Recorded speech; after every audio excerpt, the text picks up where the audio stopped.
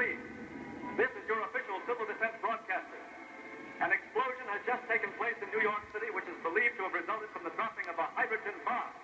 The bomb was probably carried by a guided missile launched from a submarine at sea. All civil defense workers report to emergency stations immediately. Stay where you are unless you're in immediate danger.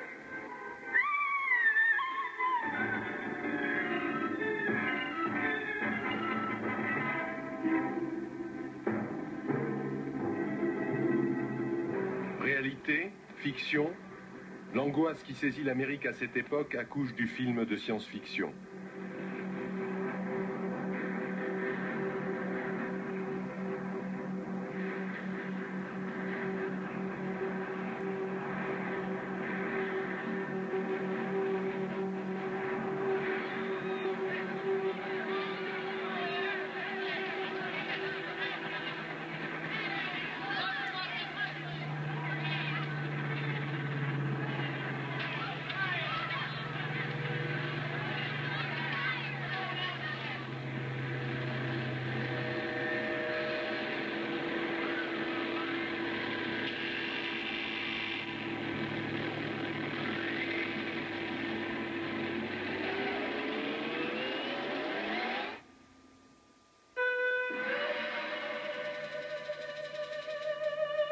L'Amérique a peur, comme jamais.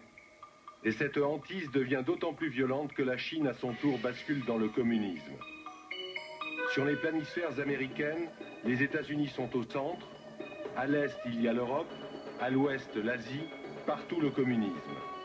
L'Amérique se sent cernée, défiée par un mouvement qui semble irrépressible. Et que les communistes croient et disent aussi irrépressible que leur fameux sens de l'histoire.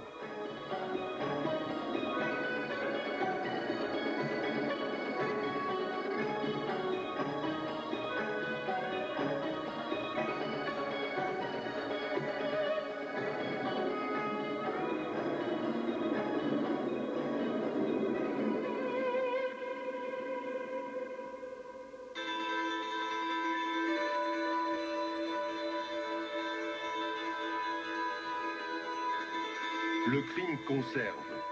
Staline a 70 ans et une allure de jeune homme. L'URSS le fête et le dictateur sourit aux petits-enfants, plaisante, rit. Le dictateur est heureux, au fait de sa puissance, et pendant ce temps des millions d'hommes croupissent en camp. Que se serait-il passé, demandait un jour un dissident soviétique à des amis parisiens, si Staline avait vécu aussi longtemps que Franco? Terrible question. Gloire au grand Staline, lit-on sur la façade de l'hôtel Ukraine.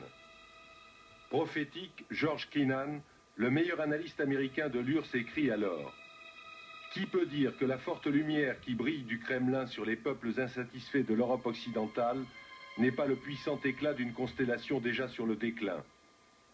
La possibilité demeure que la puissance soviétique porte en elle le germe de sa propre décadence. Il est le seul à le croire.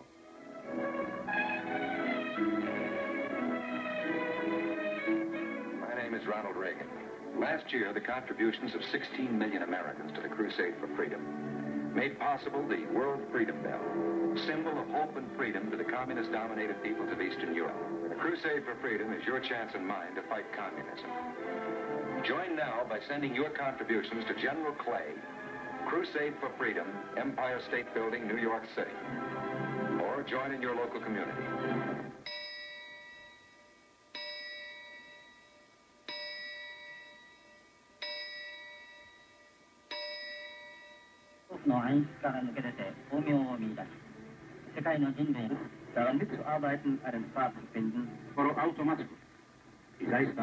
Voice of America, la voix de l'Amérique, Golos Ameriki en russe.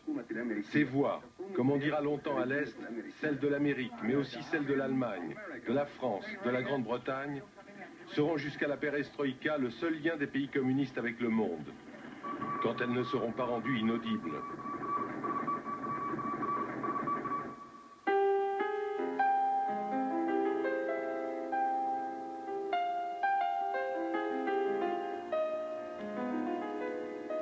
Cela semble trop vrai, cette famille entière, si convenable, si américaine pour tout dire, qui quelque part à l'Est rêve de liberté en écoutant Voice of America. Effectivement, c'est de la propagande américaine. Seulement voilà, c'était comme ça dans la vie. Accroché au poste, on écoutait les radios étrangères comme paroles d'évangile et l'on rêvait de liberté. Ces radios ont aidé beaucoup de gens à vivre. Elles ont tué aussi quand elles ont laissé croire en 1956, pendant l'insurrection de Budapest,